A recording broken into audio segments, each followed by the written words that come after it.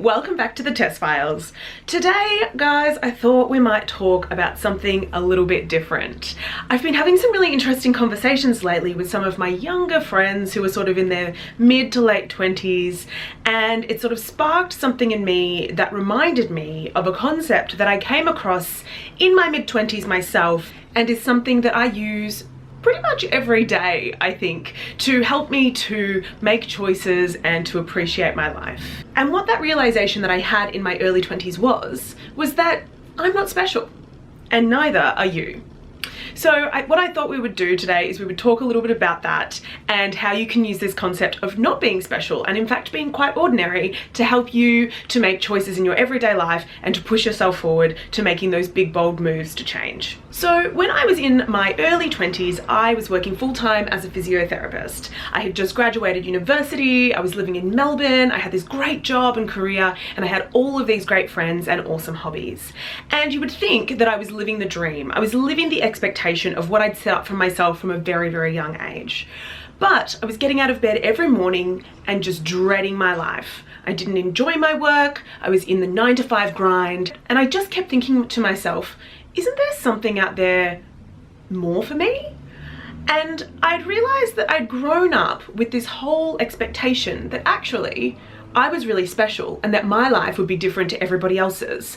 But getting up and going on that train every morning, commuting to work and doing what everybody else was doing was smacking me in the face with the fact that actually I was very ordinary. And so what happened was I got really sad and I felt super unhappy and I went through a really tough time. Most of us would call that your mid-20s quarter life crisis. So when I was in the midst of kind of all of this turmoil, I actually came across this really great article in the Huffington Post by Tim Urban. And what it was called was Why Generation Y Yuppies Are So Unhappy. Now, I'm going to link this article down below because I think that you should all read it. It's actually incredible. And what it talks about is the fact that as Generation Y millennials, all of us came from these parents who loved and adored us and had the white picket fence and the green lawn and the 2 kids and the dog, and the message that we got sent as children from our parents was that we could do anything. We were told that we were special, that if we wanted to be an astronaut we could be one, that if we wanted to go off and be a concert pianist we could be one. And so we grew up with this really inherent idea that we in fact were very special and much better than everybody else. Now the reason why this is a problem when you get into adulthood, into your early to mid 20s, is that you realize actually that you're just the same as everybody else. And you're standing here thinking, hang on though, I'm pretty sure that my parents told me I was special and I'm meant to be getting that promotion earlier than all of my peers. And can't they see in my job that I'm actually better than everybody else? But no, they can't. Because you're not. Something that Tim Urban illustrates really well in this article is that he says that happiness equals reality minus expectations. And so if your expectations exceed what reality is offering to you, you're going to be unhappy. And so what he really emphasizes in his article is the premise of you're actually not special. Lower your expectations of what you want out of your life and you'll actually be happier. Now I know what you're thinking, you're like, well, that's not really fair, is it? Like, should I have to lower my expectations? Because I know what you're saying, everybody else isn't special, but no, I really am special. So when I was researching this video and thinking about how I wanted to present this argument, I then stumbled across Mark Manson's article called Why Being Special Isn't So Special. And in his article, he reiterates this idea about how being special actually comes with a huge burden. If you feel like you're special, you feel like you've got this weight on your shoulders of expectation of, well, if I'm exceptional and I'm out of the ordinary, I should be achieving above and beyond. And then when you don't achieve those things, you automatically become unhappy. And there's a line in his article, which I'll also link down below, where he says, you don't have to prove anything to anybody, including yourself. And I think that's really important because it talks a little bit, or it speaks a little bit to that opportunity cost, how we're so privileged in our generation that we have so many options and things to choose from that often the weight of making the decision itself is so heavy that we make no decision at all. So if we take away the fact that we're not special, then maybe we'll take away some of that fear factor of failure. Instead of feeling like there's too many opportunities, too many choices to be made, and rather than taking a chance and failing, I'm just going to sit on my couch and do nothing and whinge about the fact that I'm unhappy. If we take away the fact that we think we're unique, we can actually just push ourselves out there, take those chances, and not worry about failure because, hey, we all fail. So that's the premise that I've really used in my life because, as you know, if you've watched my channel at all so far, I'm a physiotherapist who's now changing my career in my 30s and going to be a doctor. And the fear of failure could have been huge. To give up a flourishing professional career and to go and take a chance to move across the country and embark on something else that might not work was a really big chance to take. But I never felt scared of failure. It's something that people ask me all of the time. And I never can really sort of articulate why it is that I wasn't scared to take this leap. I'm realizing now that it's because I don't think I'm special.